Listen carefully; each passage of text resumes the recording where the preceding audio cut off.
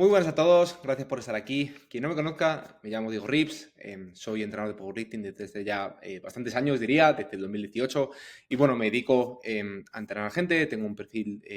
amplio de atletas y pues al final, en todo este tiempo entrenando a atletas, realmente me he encontrado con muchísimas cuestiones que en cierto modo me hacen replantearme constantemente mi visión acerca del entrenamiento, sobre qué cosas al final quizás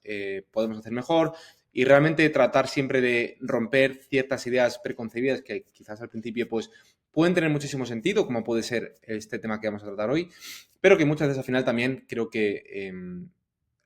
digamos que la raíz de individualizar de cara al atleta también radica en entender el contexto de este atleta y saber cuándo podemos exigirle una cosa o exigirle otra. Entonces, antes de nada, si te gusta este contenido, te animo a que te suscribas a este canal, porque mi idea es todo el contenido que voy a trayendo en Instagram, sobre todo en formato carrusel, que suele ser el contenido con el que yo al final me suelo sentir más cómodo, que creo que mejor puedo expresar mis ideas de una manera sencilla, visual, pues al final tenerlo ahí en Instagram y luego pues para todo aquel que le interese el tema de una manera un poquito más profunda, pues que al final pueda acceder aquí, pueda ver estos vídeos donde al final pues trato de, digamos, desarrollar mi idea de una manera un poquito más profunda. Así que lo dicho, si te gusta, te animo a que te suscribas porque mi idea es traer bastante contenido. Y lo primero de todo, para poder explicar este tema un poquito más en detalle, debemos entender por qué existen los estándares. Es lo principal, es lo primero de todo, qué hay realmente detrás de los estándares, por qué realmente, independientemente de la atleta que seas, en una tarima existen esos estándares. En una competición no importa ni las palancas que tengas, ni la morfología que tengas, ni los grados de movilidad a los que puedas acceder, tienes que cumplir con una serie de requisitos que son imprescindibles si quieres que tu movimiento sea validado. Entonces, partiendo de esta base, que creo que es importante que se entienda, que yo estoy, por supuesto, a favor de los estándares. No creo que se pueda estar en contra per se, sino que simplemente quiero que entendamos que realmente esto no es una crítica si los estándares son más o menos exigentes. Espero que no se entienda así, creo que no se entienda así, sino más bien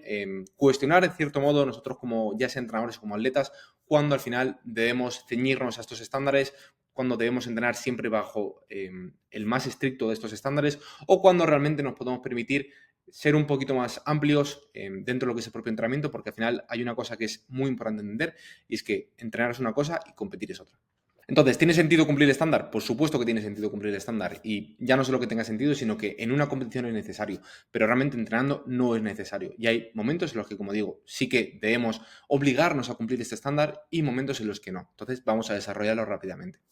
Entonces, como he dicho antes, algo que tenemos que tener muy claro, que tenemos que grabarnos a fuego, es que no podemos exigir lo mismo a todos los atletas. Donde tenemos que exigir lo mismo a todos los atletas es en competición, es en tarima, pero de nuevo, entrenar no es competir. Y hay atletas que cumplir ciertos estándares, que de nuevo, esos estándares no se adecúan a un cuerpo, a una morfología, a unos rangos de movilidad concretos, se adecúan simplemente a lo que te piden en tarima. Entonces, hay atletas que, de nuevo, por sus características individuales, van a ser capaces de cumplir con los estándares en la gran mayoría del tiempo, pero va a haber atletas que no. Entonces, como he dicho antes, parte de la individualización radica en entender el contexto del atleta, en entender qué atleta tenemos delante y saber a qué atletas podemos exigirle más y a qué atletas podemos exigirle menos. No podemos exigirle lo mismo a un atleta que realmente en el momento que, de nuevo, vuelva a hablar un poco sobre quizás la profundidad en sentadilla, porque suele ser el estándar más común en general y suele ser el más criticado y parece que no llegamos en todas y cada una de las repeticiones que hacemos entrenando a esa profundidad, ¿no? Pues no podemos exigirle que llegue a la profundidad a una persona donde al final quizás pues no es que no esté hecho para hacer sentadillas, sino que al final pues realmente el trabajo como tal de hacer una repetición supone mucho mayor esfuerzo que a lo mejor para otra persona que puede tener una morfología más favorable, una movilidad más favorable, donde al final quizás pues su fémur es un poquito más corto y realmente es algo mucho más orgánico, mucho más sencillo para él o ella el llegar a esa profundidad o el cumplir ese estándar que se va a pedir. Entonces, la idea con la que quiero que nos quedemos en esta diapositiva es que si cumplir un estándar concreto te va a restar más de lo que te va a sumar al desarrollo general del entrenamiento, pues quizás deberías replanteártelo. Es decir, quizás sí puedes ser el más justo a nivel de estándares, cumplir los estándares a la perfección, pero si realmente eso lo único que estás haciendo es que te está lastrando el entrenamiento porque no te estás recuperando bien quizás de las sesiones, no te terminas de encontrar bien, realmente te puede llevar incluso a terminar de perderte un poco en cuanto a cómo te mueves, porque al final puede realmente el tener un estándar tan rígido y tan estricto durante todo el tiempo en cada entrenamiento puede llevar muchas veces a que realmente acabemos perdiendo un poco la noción de cómo debemos movernos. Entonces, de nuevo, si realmente lo pones en una balanza y te acaba quitando más de lo que te está sumando, pues probablemente no merezca la pena. Aquí te traigo quizás algunos de los aspectos más comunes que se suelen criticar o al final algunos de los estándares que más se suelen exigir de cara a un atleta, ¿no? Como puede ser pues la profundidad en sentadilla, las pausas en banca, el pausar todas las repeticiones casi como si fuese un press, como si tuvieses alguien dándote el press, un juez imaginario, el agarre de competición, parece que si estás utilizando straps en algún momento, pues realmente no estás siendo para nada fiel, pero bueno, también se me ocurre muchísimo más, pues a lo mejor en una sentadilla, si a lo mejor es una sentadilla que llevas un poquito más al límite, quizás la extensión de la cadera, donde quizás te puede costar un poco más permanecer con la cadera completamente extendida al inicio del movimiento, pues parece que de nuevo, si no tienes esa cadera completamente extendida, no sirve de nada, tu entrenamiento no está siendo productivo, o a lo mejor si realmente haces, ya no tiene por qué ser una pausa un poquito más o menos larga, sino a lo mejor incluso un touch and go, pues tampoco estás siendo estricto con los estándares, si no estás bloqueando todos los pesos muertos, pues al final, de nuevo, son dogmas que se suele tener muy interiorizados, pero que al final muchas veces creo que el propio atleta tiene que entender en qué momentos sí son importantes cumplir estos estándares y en qué momentos no. Y eso es lo que vamos a ver ahora. Y antes de eso, ya por último, por concluir con esta idea, de nuevo, además creo que se va a ver de manera muy visual con la balanza. Tienes por un lado los estándares, tienes por otro lado el desarrollo del entrenamiento, tienes que ser consciente de nuevo de cuándo un lado debe pesar más que otro. Si eres un atleta que, de nuevo, se puede permitir esto, fantástico, vas a ser capaz de llevar tu entrenamiento y todo lo que haces en tu entrenamiento a la tarima de una manera mucho más sencilla, mucho más fácil, pero si quizás eres esa persona donde pues realmente no es capaz de cumplir esos estándares concretos que se exigen en una competición, que parece que tienes que llevarlos a cabo en el entrenamiento, pues quizás a lo mejor no vas a ser capaz de llevar todo tu entrenamiento, todo tu potencial a tarima, pero quizás a lo mejor simplemente digamos, si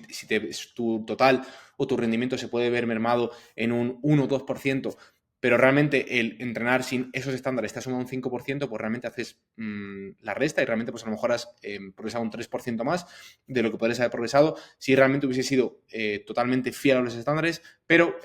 eso no te hubiese permitido desarrollar el entrenamiento al mismo ritmo o de la misma manera.